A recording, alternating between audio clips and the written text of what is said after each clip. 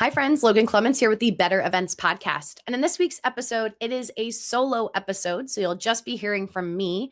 But I'm going to be diving into the questions that I ask before I say yes to an event.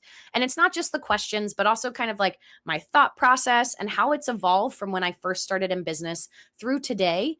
And it just is a very interesting conversation, I would say, to have and think about. And hopefully it is going to spark something for you about a way that you can evolve in how you evaluate potential events. Or if you are not in that season right now and you're just trying to say yes to everything, this will give you a little bit of a framework to keep in mind as you start to get more booked and busy, and how you can better evaluate what events are the right fit for you and what might be the right fit for somebody else. But without further ado, let's get into the episode. Welcome to the Better Events Podcast. Join two event strategists, Logan Clements and Mary Davidson, who believe we can all create, host, and attend better events. In this podcast, you will learn about event strategy and actions that you can use today as an event host, planner, or manager. Hear directly from the people who are creating innovative and inspiring events today and tomorrow, and grow your business along the way. Now, let's get started, and thanks for listening to the Better Events Podcast. Hi, friends. Welcome back to another episode of the Better Events Podcast. And it's just going to be me today, Logan, one of your co-hosts. Mary is still out on maternity leave. And we figured, as I've had some guests come in and out, I do want to make sure that I still do some of these solo episodes with you guys, where I can dive more into a topic that I'm feeling passionate about at the moment. And this week, we're going to talk about one that I feel like I've been mulling over a lot over the last couple years, talking about some of the questions that I like to ask or things I like to think about before saying yes to an event. And I think this is an important discussion to have. I hope to kind of give you some inspiration about maybe you reflecting a bit on your process and why you say yes to certain events, and help you just kind of get closer to figuring out your perfect balance, whatever that looks like for you in terms of workload. Now, before we jump into it, I do want to remind you that Mary and I have a workshop for sale. And I will admit, I probably have not been doing a good job about posting about it on social media. But as of right now, I am one person, and I'm giving myself grace that I don't need to be everywhere doing all the things all at one time, because I'm still running my business and doing events. But I am really excited about what we put together. It is all about how to start an event planning business. I do think the start might be a little misleading for folks, because it does have tips for anybody who's in business, but it is a 5-hour, 5-part series. When you purchase it, you get access to all 5 hours of it. And most recently, we've had some folks do it who really have enjoyed it, said the time flew by, which is a great compliment. It's also chock full of templates. We get emails all the time from you guys saying that you want templates, and this course comes with so many templates built in. You can also go to bettereventspod.com, and we do just have some of those templates for sale. There are a number of templates, like our pricing calculator, some sample contracts, some sample scopes of work. Those are exclusive to the workshop. So I just want to encourage you, if you haven't checked it out, go to our website, bettereventspod.com, or to click the link in our show notes to learn more. The questions to ask about saying yes to an event, I am going to treat this episode like it's the pep talk that I wish I got when I was first starting out in my business. And while there's no exact formula, I'm hoping some of what I'm going to talk about here today is going to help you evaluate your future event work. I do also think this topic applies to freelancers, but it can also apply to you if you're in-house, especially as you start to work your way up and you are able to pick and choose where you allocate your time. Or maybe you're a business owner and you're building your team and you're trying to figure out, how do I figure out more of what works for me? And I just figured this is just a fun exercise to kind of put you guys as a little fly on the wall into my thought process as I kind of work my way through navigating what clients and events I decide to work and some of the ones I don't decide to work. So first question I have here is, why did you start being more intentional about the questions you ask before saying yes to a project? And this is something that I think I've gotten better on. Everybody is going to be different. So the kinds of events that I'm doing, I like show calling a lot. I like production. I really love my sporting events, if you listen to other episodes. So one of the reasons why I feel like I've had to be more intentional is because without intention, you probably are going to get booked on things, or you're going to feel the financial stress of not being booked, and you're just going to start to fill your calendar, which when you're first starting out, I will admit, I was just trying to get booked. I needed money. I needed things to do. I needed to have like a booked calendar. And so I would just say yes to whatever came across my plate. And then as I was navigating having said yes to those things, I started to realize and like tune in of like, well, why do I love some events more than others? Why does this feel like, oh, yes, I'm doing the right thing. And then 2 weeks later, I'm on site for a different event. And now it feels like I'm kind of out of sync. And what I've realized is some of it is that intention behind it. So I have learned that I need to kind of better gauge what event feels like it's the right fit for me right now. And I will say this came up a couple years ago when I was realizing I got an opportunity, came into my inbox, and I read it and I went, ooh, like 8 years ago, me would have loved this opportunity. And it was like a light bulb moment where I was like, oh, I'm clocking that younger me would have liked this, or earlier in her career, me would have liked this. But current me is kind of hesitating. And that's got to teach you something. And so, my biggest piece of advice for when to say yes to an event or a new client or a new opportunity is you got to trust your gut. But the only way you build trust is over the course of time. And sometimes your gut might not be, it might not be that your gut's not right. It just be might that you're not like tuned in enough to it. I've looked back on projects that I've kind of had either an experience where it didn't feel like we totally gelled the way we wanted to, or I just came out with this like weird aftertaste in my mouth of this event. And often I could go back to like, ooh, there was something in our like pre-interview or a proposal stage where maybe they pushed back on budget or something. And like in my head, I'd had a little bit of a like nudge of, ooh, wait, that could be something. And I kind of was like, no, that was just like a one-off comment. It'll be fine. It'll be great. And then we'll get into the event. And turns out it, other things creeped up. But like I can go back and be like, I think I had a moment there where my gut tried to tell me something and I ignored it. And so I've gotten to be a little bit more intentional with it. One, because I'm one person. When you're a bigger company, maybe you have the opportunity, if it's not the right fit for this person, you can allocate it to somebody else. But for me as a solopreneur and just a single member company, I am the one doing all the work. So if I say yes to an event that takes place over, let's say, September 10th through 15th, I can't say yes to another event that is taking place over that amount of days. And even if you are someone who has a team, you're going to have to then delegate that to a team member. So for me, some of the intention behind what I say yes to is because there's only so much time that I have, and there's only so much availability that I have with a date. Let's kind of first talk about, I guess, when I first started. So how I felt early on. How did it feel early on to saying no wasn't really an option? I guess I would say at the start, you're just trying to get started. So you're like hungry. You just want to, like literally just hungry for work. You wanted to work. I really just wanted experience. And I will also admit, like, I just didn't know any better. I thought that maybe just by doing, which I think is my advice to anybody new to events is always, you might think on paper you like a certain type of an event, but until you do it, you're really not going to know. And so you're just trying to be a sponge and just work as many different events, work as many different roles, work with as many different people. And so there's like that experience hunger for you. And it might also be that you're financially motivated. When you're first starting out, it's hard to have confidence that things will just happen. You are definitely having to like go out and start those conversations and get that work and do that thing because you need the funds. It costs money to live here in the US, in any country, honestly, I should say. It just costs money to live. It does, to rent, to pay for food, to pay for gas, to pay for whatever it is you need. And so I feel like when you were first getting started, finding out somebody was willing to pay you $100 for a day rate, you're just going to say yes because you want that $100 over the $0 that is by saying no. And there's nothing wrong with that. I think it's just figuring out the longer you're doing stuff and like doing events, where is that turning point for you from I just have to say yes because I'm available to I'd love to hear more about this event. And so my favorite thing right now, when you usually ask me to work an event, I'm most often going to say, if you just say, hey, are you available for this conference from June 17th to June 19th? And I might currently now be available for those dates. And so I usually would reply back, it looks like I do have availability on my calendar, but before I commit, I would love to learn more about exactly what the role is, what's the event, and to make sure it aligns with my current capacity leading up to your event. And you can literally steal that right away if you would like to utilize it. It's essentially me saying, yes, but yes, I'm interested, but I need more information. And this has come from earlier, younger me. When I first started, I would just say yes. And there was a lot of awesome things that came out of me just saying yes. I didn't waste time sometimes with the back and forth of trying to figure out the project.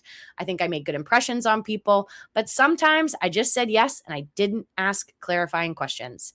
And I can think about if a stark example of this was years ago, I got asked by a friend of a friend. They said, oh, I want to introduce you to a new agency and they need somebody to run an event in May. They need someone to run a virtual event. And I was like, cool, virtual event, May, wide open. I'm totally available. Yes, I want to get in with this new agency. So now I can't tell you if I told them yes or if I think I just told the agency yes.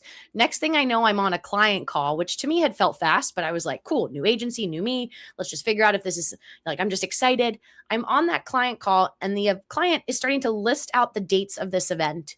I probably have told the story on the podcast before, but they're listing out the dates and they're like, okay, so yeah, our event's going to be May 2nd to 9th, May 12th through 17th, May 19th through 26th. And I was like, excuse me, what? So I'm writing these down because I was like, the first week, I was like, oh yeah, 1 week. Love that. That's a great event. And then they kept going and then they kept going. And little did I know, I had opted in not just for like a 1-day event or even a 3-day event, but I swear this came out to being like 23 show days over the course of the month of May. And it was because it was a virtual event and it was company wide, but they were having the like different divisions of the company rotate in each week. But it literally was like a 4-week virtual event. And I remember sitting there going, oh no, because this was going to be a lot of work. I knew I'd done like the 1-day events or the couple days events. I couldn't even like my brain couldn't even have fathomed what that event will be like. And so that is always something I think about whenever I just want to catch myself from just doing a blatant yes, because while that event happened, I was proud of the work we did. I really liked working with that agency. I've still worked with those companies to this day.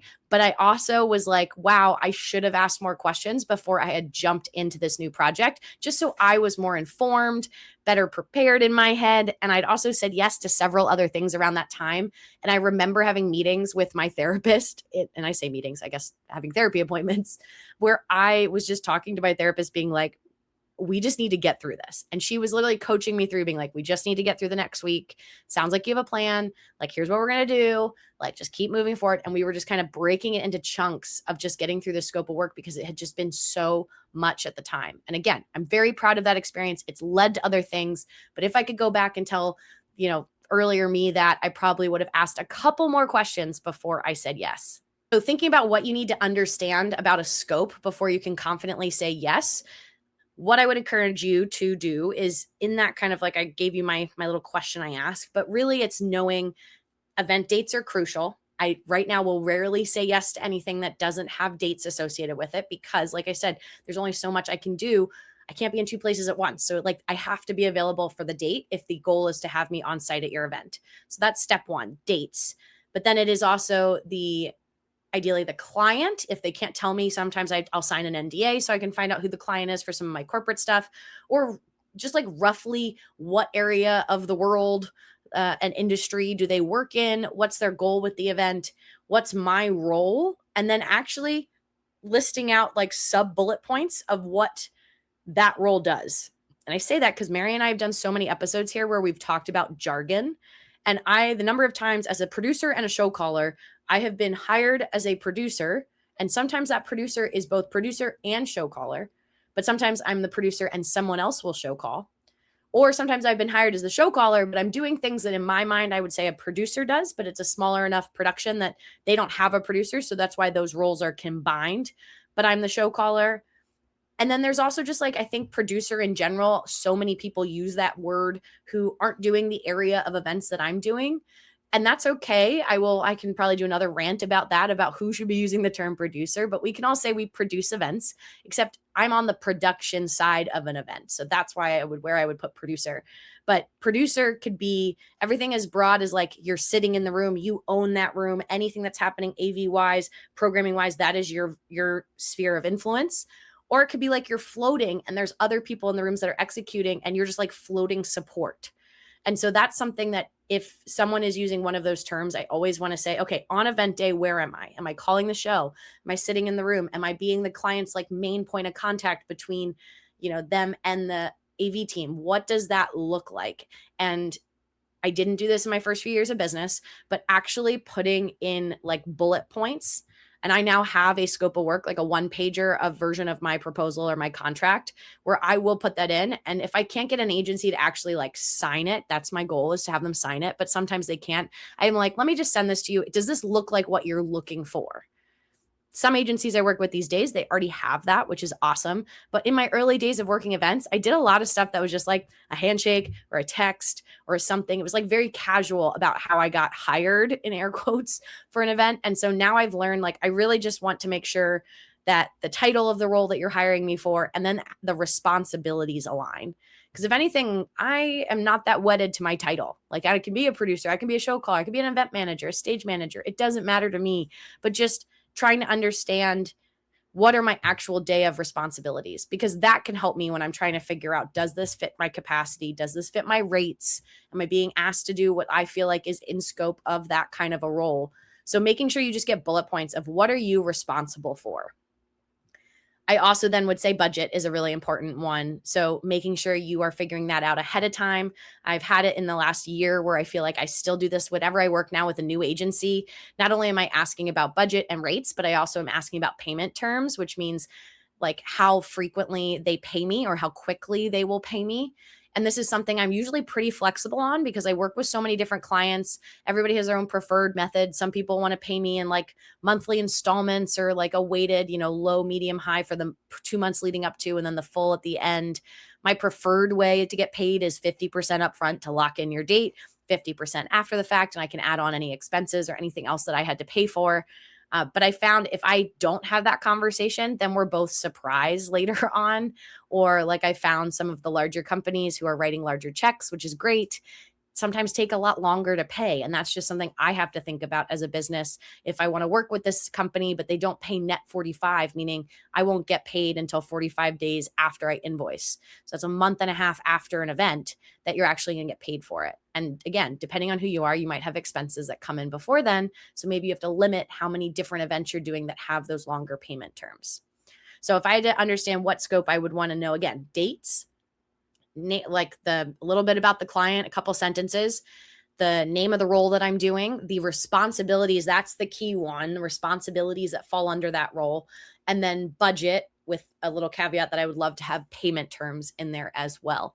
Again, if I've worked with someone before, I don't usually have to ask that payment terms part. I already know, but it's understanding all of the other information and just knowing, like, if you've been asked for something and you ask a follow-up question. I think I was scared to do that when I first started because I didn't want to seem difficult or uninterested or worried they just might go with someone else. And the amount of times that like someone maybe picked somebody else instead of me because I asked one question, I can't think of one right now, but I'm sure there's been like one time, but almost every other time they're reaching out to me or they're wanting to work with me. And so asking a clarifying question doesn't make me look bad. It looks like I'm actually caring and I really am interested in this, but I just want to make sure that we're all on the same page. So those were some of like what I think about when saying yes to an event. I feel like also thinking about some red flags.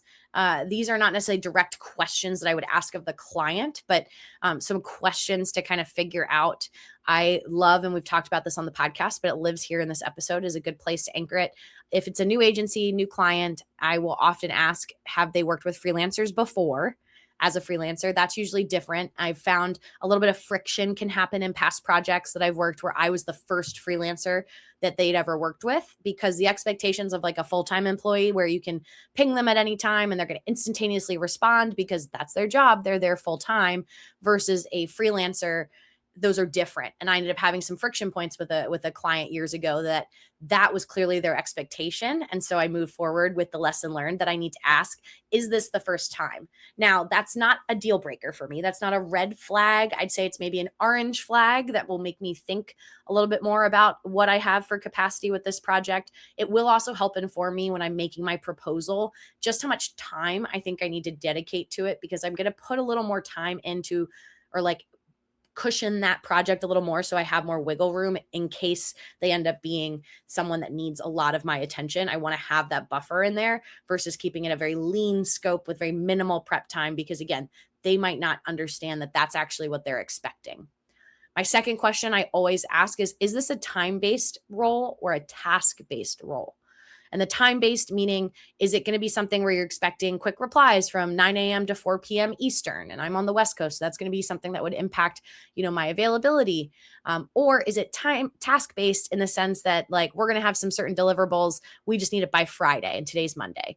And you can work on this at any time. So you can be a late night person, you could wake up early in the morning and do it. And like, yeah, you got to be able to respond to emails every so often, but it's a little bit more task-based. And those are two very different kinds of roles. I mainly do task-based work. I do calls. I will respond to Slack messages and things that people have, but like I would say I do more task-based work where it's just things need to happen by a certain date. And again, that's just, I would bill that differently. If it was time-based, then I would say, hey, we need to talk about billing hourly for actual hours. Like, hey, I was available from 9 a.m. to 11 a.m. I had your inbox open. I had your Slack open. I was monitoring and waiting for messages. Nothing came in, but I'm still billing you for those 2 hours. And you can see how time could get eaten up of your scope pretty quickly. So I don't like doing those roles because that doesn't feel very efficient to me. I enjoy more a task-based role, but that is a good question to ask. Some people love a time-based role versus a task-based. So that would be another question that I would always put in there. And then the reminder that the proposal process, while it's also you maybe as the event business or the event freelancer, you are selling your skills to this person that is hiring you. They're also kind of selling themselves to you in a way, like they're making a first impression on you. And so I would just pay attention to any friction points or red flags that maybe come up in that process. Like if they're really hard to get a hold of or really slow to respond to things and they don't have a good explanation, maybe like, oh, I was out on vacation or it was just a busy time for us, we were just on site. That is something to think about too in your, evaluating of whether this event is the right fit for you and you want to say yes or not. Again, I definitely know when you're starting out, you really just want to say yes and be a part of everything. But I've also seen horror stories from people of not getting paid by clients from months ago, work that they've already completed, or some other stuff that if you look back, maybe there were some moments that you could have looked and said, ooh, if they were kind of slow or kind of disorganized about this one thing, maybe they're going to be kind of disorganized about these other things. So just knowing that it is like both, it's a two-way street. Big red flag for me is going to be if someone doesn't want to pay any kind of deposit at all. Could count on maybe only one hand the number of clients that I've ever done that kind of work for in the last couple years. I usually like having a deposit because to me, that means they know that there's some skin in the game. They booked me for that event date. I know it's happening. It's not just a handshake or a verbal agreement. And then it also just kind of hedges if they tend to be slower to pay you. That kind of hedges you've already received a bit of a deposit than waiting for all of it after an event. So that is something too. If they're just like really hesitant to pay you at all in the upfront, I would have some pause there. Some other questions that help me understand what kind of partner or client someone will be. While email's amazing and it's a great tool, anytime you can get somebody on the phone, video calls also work great because then you can start to read body language and they can kind of see your body language and personality and you can see their personality and you just kind of can pick up on like, how much do you gel? When you're outside of work, when you're, meeting a new friend or you meet someone new, how there's some people that you just are like, oh yeah, I've talked to you for like 10 minutes, but like we're locked in. This is going to be great. And then there's other people you've talked to 5-10 minutes and you're like, I could never talk to that person again. And that would be fine. And then there's probably a whole bunch of people that are in that middle ground. And so with new clients or new event work, I'm not saying you have to want to be best friends with every one of your clients. That would probably be a little toxic. But I do think that kind of feedback and information that you can give yourself and give them to make sure that you're the right fit can do nothing but help that partnership and that relationship moving forward. And so making sure that you kind of have that video call with them, look them in the eye, they're looking you in the eye, and you can kind of just start to get an idea of like, will we gel personality wise? Because again, younger Logan, 2016 Logan, who first started her company, is going to tell you, I want to work every event. I want to work with everybody. Stop. That's it. Full stop. Don't need to explain it anymore. Current me in 2026, 10 years later, is like, no, I've learned like there are people that probably think I'm the bee's knees, I'm the best thing out there. And then there's some other people that maybe we didn't get along as well. And it's not like it was a bad relationship or anything awful happened, but just there's your people that you really click with. And those are the events you want to lean into doing more of, the ones where you really click with people and then keep exploring and trying to do some other new events. But there's ones that like, yeah, I look back on now and they, they didn't repeat, or I didn't get to do another event with them after that. And it's one that I was like, again, nothing big happened, nothing big and bad. But at the same time, both of us were kind of like, yeah, I'm good. We'll find somebody else. That, and so that's like, okay. I think I've gotten a little bit less devastated when things move on, because again, I've learned for some people, the people that love me, they love working with me. And that is a great compliment to have. I've also started to learn that people might love working with me, and I have seen things that they haven't noticed, whether it's within their team or their organization or on site, or just little details that I would say rubbed me the wrong way, or maybe left that weird feeling in my stomach. It's funny, I can't like put a good definition on it. It's really like my gut. And my poor partner, Archie, has to hear me talk about this all the time because he's my sounding board often for these things, that I was like, there's just some projects where I'm like, oh, I don't know. I got to think about it. Like when you're tired after the adrenaline wears off of being on site and you're like, I'm not sure. I'm going to need some time and space from this event to first figure out then, like, yeah, am I going to repeat this? If they're interested in working with me, that's first. And then am I interested in working with them? And that happens occasionally. There's a lot more I have where I was like, that was intense. There was some stress, but also, dang, I really love the team I worked with. Like the team made it awesome. Yes. Heck yes. I want to put this event on my calendar next year. I can put that soft hold. I will hold those dates. And like, I'm really impressed because I do this color coding system at the end of every year. I think I've talked about it on the pod about, I go back and look at the profitability of events, and I compare with my time tracking and everything, and kind of see how did my estimates where I thought, here's how many hours I thought it would take compared to the actuals. And then based on what I actually got paid, dividing that and coming out with like an hourly rate, and I color code it. So I have like green means, I came out above what I wanted per hour for that year. Orange is like in the middle. Like I gave myself a range. It didn't have to be to the dollar, but just kind of a range close enough. And then I had red for the ones that were like drastically under. And it's been really interesting because I've saved these like spreadsheets over the years, and you can see each year I have less of the red, which is awesome, more of the green and more of the orange. And then I have a column of like, would I do this event again? And I can do like, heck yes, sure, maybe, unsure. And that also is going down. The unsures and the maybes have become less and less over the years. So like I'm getting better at working with people that I really want to work with. And that's a great process. And I don't think I would realize that unless I'd been intentional, both with asking some of these questions from the jump. I think I'm getting better at that part, but also taking the time after retroactively to look at these projects and see like, did they make sense financially? That's just one data point.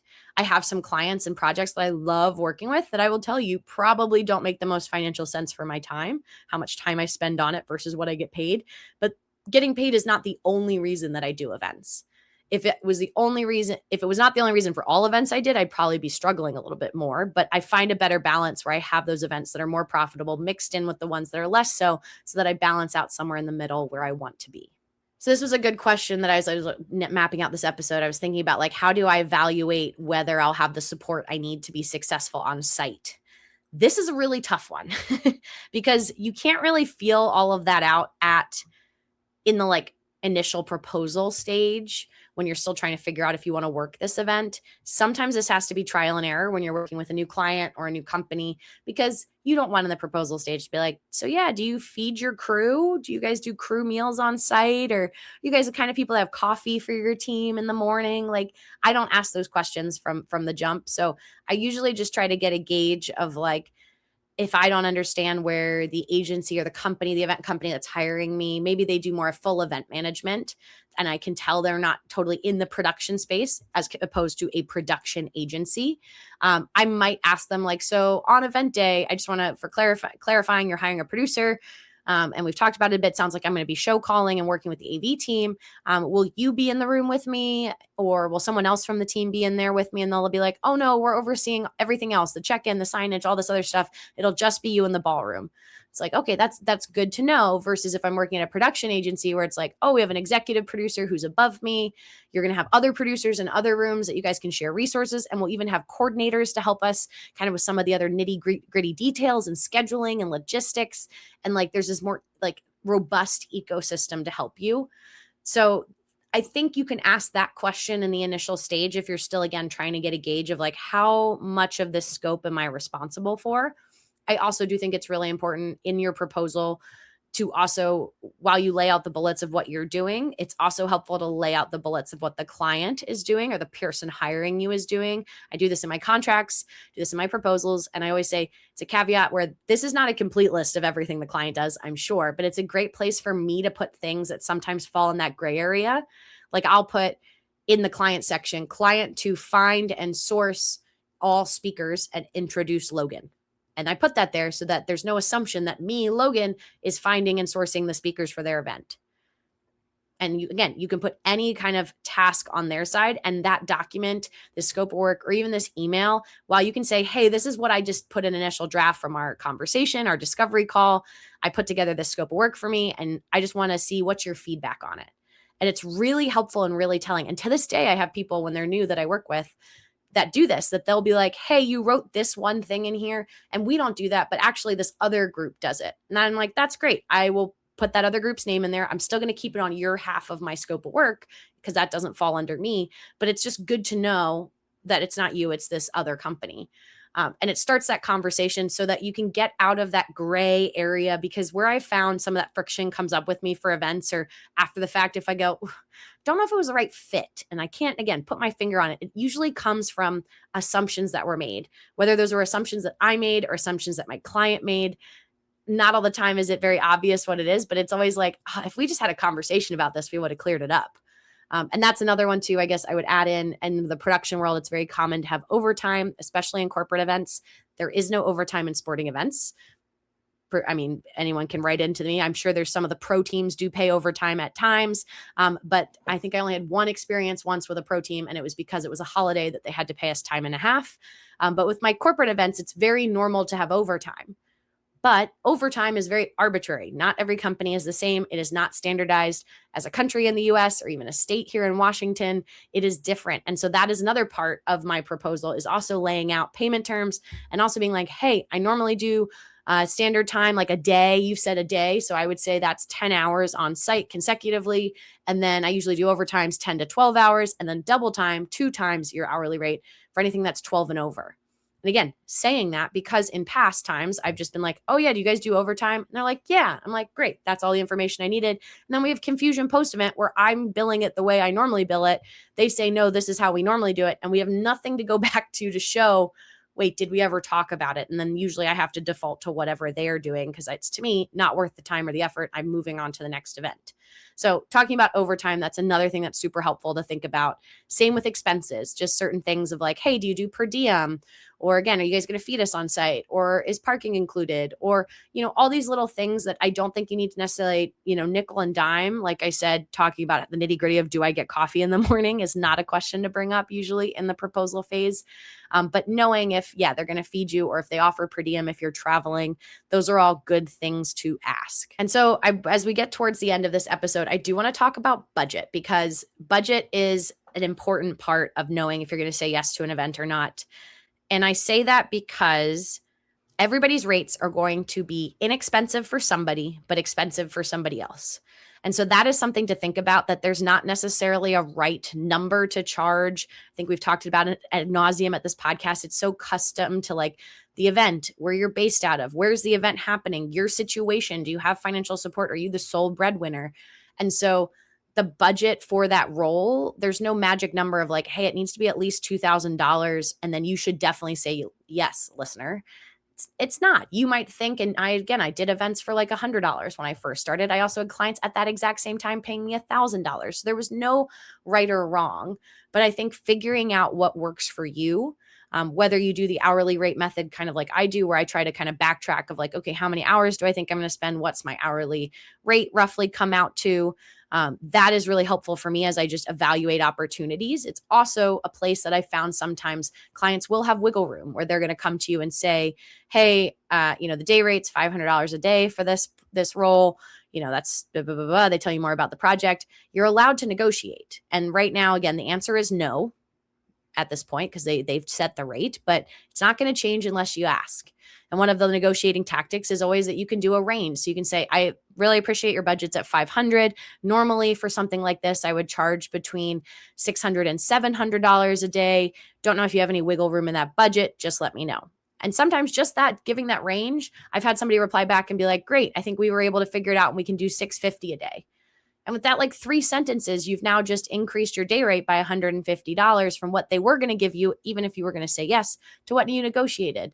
So again, it doesn't hurt to ask because they're also within their right to come back to you and say, hey, no, I budgeted $500 a day. Totally get it if it's not, not up to your current standards, and they're going to ask somebody else. But they're often going to come back and just ask you, hey, would you still do it for that rate? I will admit, anyone who's worked with me in the last couple of years will know that I am very passionate about advocating for rates for my contractors. That being said, I usually try to ask them earlier on, hey, have your rates increased since the last time we worked together? What roughly are you looking for? But I then, when I tell folks that I have an offer for them, I have rate for this event, that's usually what it is. I unfortunately am not great at putting in big margins for my contractors. I really want them to be making what I'm charging out for them. So that is one where I'm like, that's unfortunately what it is. I don't have any extra hidden margin that I'm taking out of that. So that's just for me. But I would just consider taking time to reflect. Again, end of the year is natural for me. But anytime you're transitioning or trying to think of like, hey, what's next for me, that you think about budget in a way that like, yes, maybe set a minimum amount that you're looking to make per event, or maybe a minimum hourly wage that you're looking to make per event. But I would make sure that budget isn't something that you use as like the live and die by that specific number. But I do encourage you, my earlier days, some of my events, I didn't ask about budget.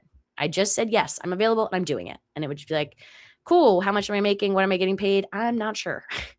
And that was fine because I was just trying to roll with it and wing it and get there. But just know that is very normal to ask if they have any budget set aside for this. I will do this even if I am doing an initial call with them. The person has not brought up the word budget. I will usually ask about it or just say, do you have any kind of budget for this kind of role?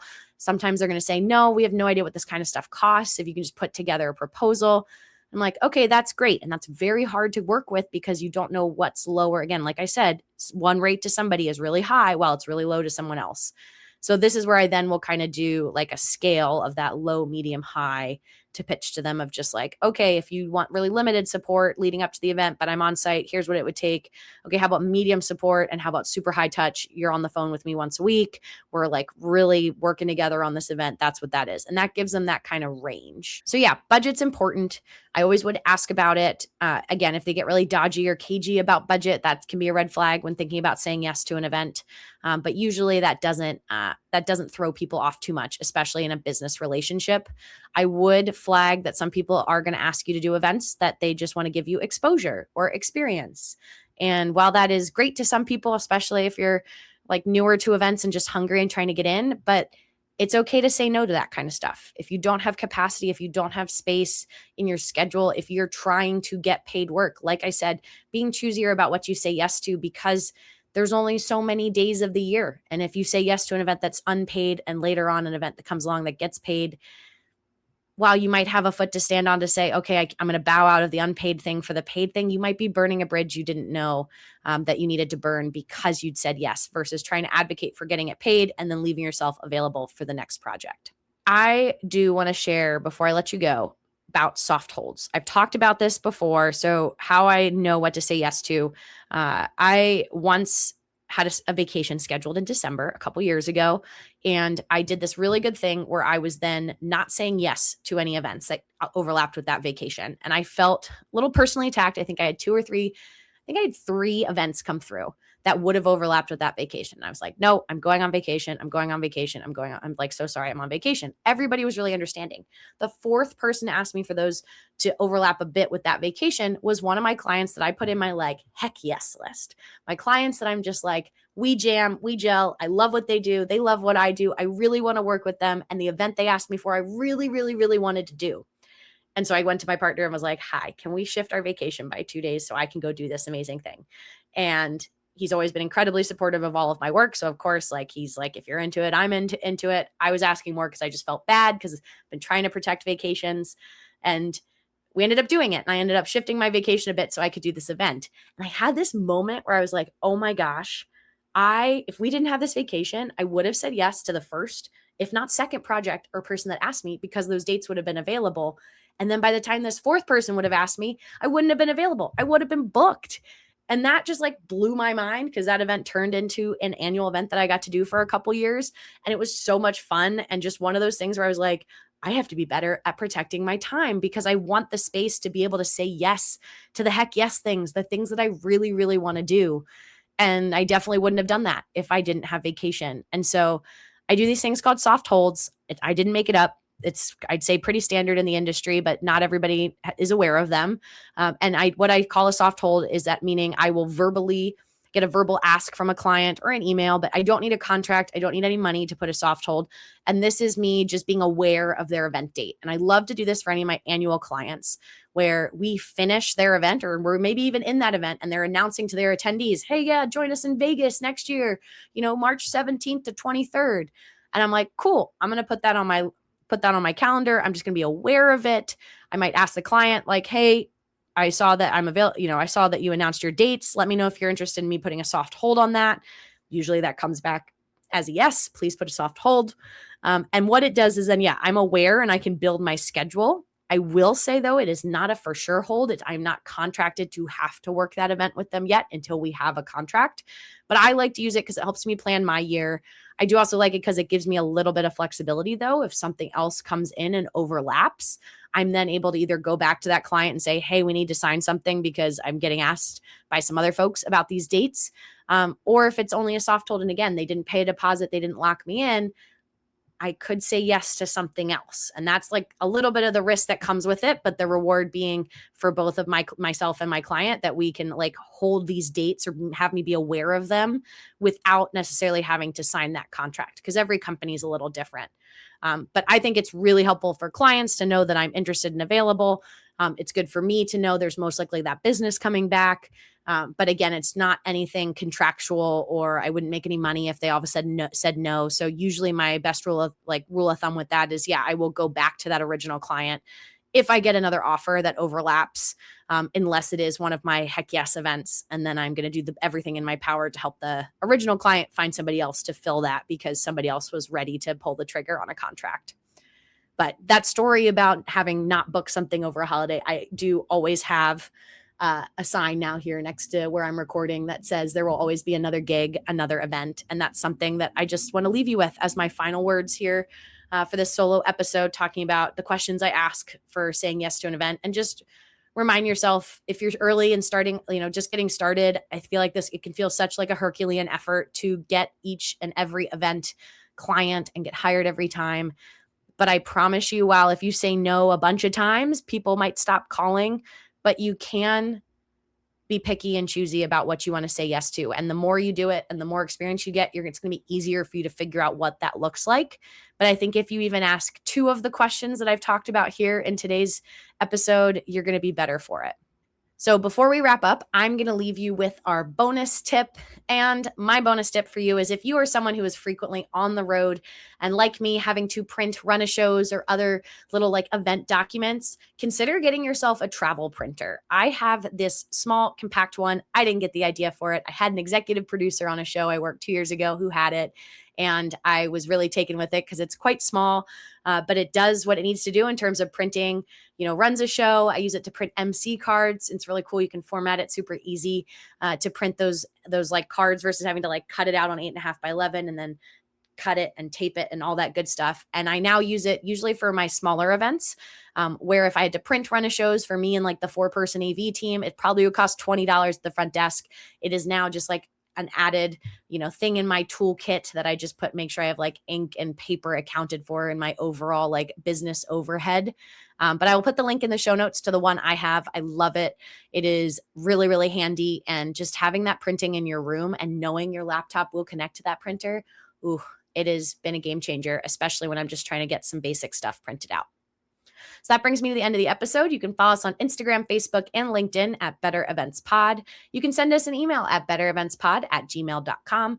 And as always, you can connect with Mary and I directly on LinkedIn. We love to hear from you. Just let us know in that little note before you hit connect that you heard about us through the podcast. And if you want even more Better Events content, consider joining our paid community over on Substack. We have a free subscription there on Substack, but the paid version gets you our bonus content and access to our Slack channel. And as always, we want to thank you for listening, and we'll be back in your feeds again next Wednesday.